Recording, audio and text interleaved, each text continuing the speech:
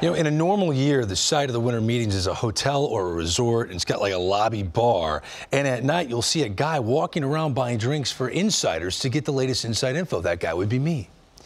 This year, it's a virtual winter meeting, so now I'm going to have to, I don't know how I take care of the drink, but I've got 4 guys that I want to chat with and try to pick their brain. Shai Davidi covers the Blue Jays. He's with us. Todd Zolecki has the Philly beat. Trent Rutch is all about the Angels, and Anthony DiComo is loaded with info on the Mets. Trent, this is the first time chatting with you. Good to see you, and I want to start there because, man, your new GM is just guns a-blazing, ready to make some moves. What's the next big move for the Halos? Well, I think Angels fans are hoping it's for pitching, and they got some today by making that trade for Raisel Iglesias. I mean, this is a big pickup. The Angels haven't had a closer get more than 25 saves since 2015 when Houston Street had 40 that year. Well, now they bring in Iglesias, who's done a great job closing for Cincinnati, and they're able to get him at a relative bargain. And it's also the second move in 5 days that we've seen Perry Minasian make. Another Iglesias, Jose Iglesias, filled a need at shortstop. These are a couple areas the Angels absolutely had to fill. They got to figure out their catching situation a little bit too. Maybe you look at another outfielder, but pitching has to be the priority at this point, and I imagine it would be a good start with that today. All right, Anthony DiComo, we're waiting for the New York Mets to take over the winter. That's what we're waiting for. Is it going to happen? I'm watching Perry and the Angels making moves. When is Sandy going to start the same thing? Yeah, it's amazing, Greg, covering this team for as many years as I have, and all of a sudden the narrative has changed. It is not, are the Mets going to do something big this winter? It's how many big things are the Mets going to do? And that's a significant change from off seasons past. We know they're going to look hard at Trevor Bauer in the starting pitching market. We know they're going to look hard at JT Realmuto in the top of the catching market, whether that's Realmuto, James McCann, or someone else. We know they can do some interesting things in the outfield, potentially landing George Springer. Now, do they do one of those things? Do they do 3 of those things? We don't really know because we've never seen Steve Cohen operate as owner before. We've never seen Sandy Alderson in this modern age with the Mets operate with a not unlimited budget, but a pretty high budget. So we're not sure what exactly that final number is going to be of number of big splashes, but I can tell you it's going to be at least one. I hope so. It's just hard to believe it's going to be big. Shai Davidi, I have a feeling in my bad knee that Blue Jays will win the winter. They will outduel the Mets in terms of money spent. What do you think?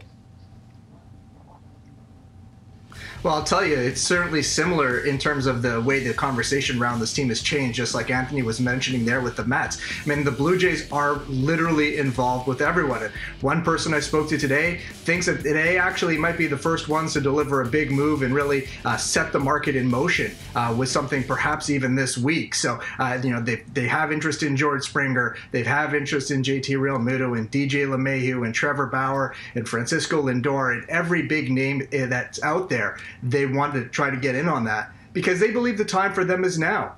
They have a young core that advanced to the postseason in the shortened season. They want to keep that going. Their payroll is situated in a way that they're positioned to add, and they've gone into a market where there may be a bit more opportunity for them this year than in other years. All right, so Todd Zolecki, earlier we talked about how the owner said I wouldn't trade Babe Ruth for Zach Wheeler.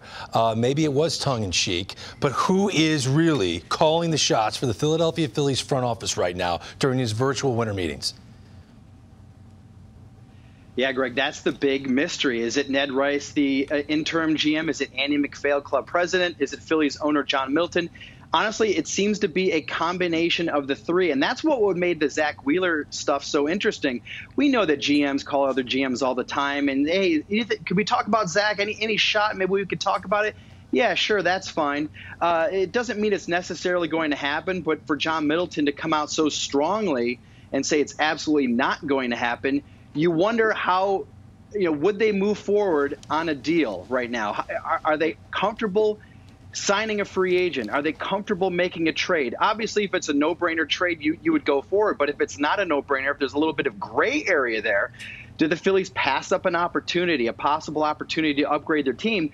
Because right now they're still looking for a president of baseball operations. They still have not, more than 2 months later, found a replacement for former GM Matt Klentak. Am I right to think, Todd, that the days of JT Realmuto in Philadelphia are over? I don't know if they're over. I think there is a lot of pessimism inside the Phillies organization that they are going to bring him back. And that's because there was a number thrown out early in the negotiation process, $200 million. that was a starting point, I think, for JT. I don't think he's going to get that number, but the Phillies seem to be really turned off by it and kind of publicly started to shoot it down, express their frustrations. Now, John Middleton and Andy MacPhail have said that re-signing JT Realmuto is a priority. I never think anything is dead. Everything can change with one phone call. So why right now you would probably say the Mets are the favorite, the Blue Jays might be in the mix, or some other teams in the mix. I wouldn't totally rule out the Phillies, although a lot of their actions so far this offseason, totally inactive on the free agent front, certainly does make you wonder. And Trent Rush, we can't totally rule out another $100 million free agent contract for the Angels. It's kind of like an annual thing that the Angels dole out, even though we're dealing with a pandemic. So if I told you the Angels are going to give another $100 million free agent contract, could be more than $100 million, who's the guy that's getting that deal? If it's going to be a deal of the caliber you're talking about, it's Trevor Bauer would be that guy that the Angels would be interested in. And this is something that's going to be unique with the Angels because you're right.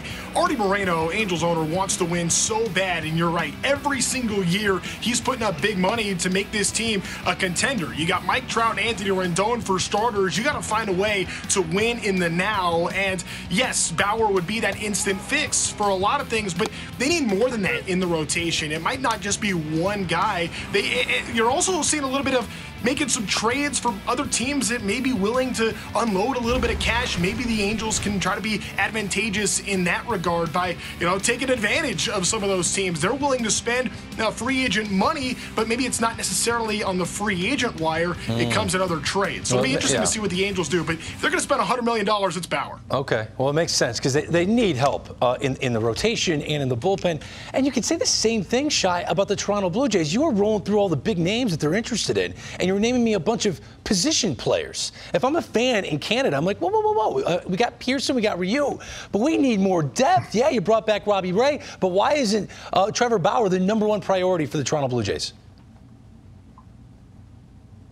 It's a great question, and just the impression that I've gotten to this point is that the Blue Jays seem more focused on the position player front, and maybe that's a function of where they believe the opportunities to add the biggest impact for them currently lie. But I do think they're going to deal with pitching at some point. My sense is that they'll probably try to get their position player setup fixed up just the way they like it, get that impact in there, make sure that they've got the offensive power to try to drive this team forward, and then circle back and use whatever positional surplus they have on the roster to perhaps try to trade for pitching or try to find some value on the free agent market. Okay, now before I let you guys go, I want you to think about this. Shai, I'll start with you. Give me the one big name that the team that you cover every single day, if you knew they were going to add one big name, you got to give it to me right now, and that's all I'm looking for. Shai, I start with you.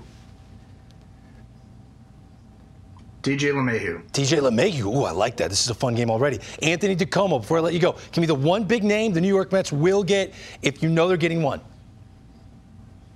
I really think JT Realmuto is the perfect fit for this team. I'm going to go Realmuto. Okay. Trent Rush, give me that Angels name. Maybe you already gave it to me. Who is it? Bauer makes too much sense. I'll go that way. Okay. And Todd Zalecki, give me that Philly name that is going to be big and it's going to be the front page of the local papers.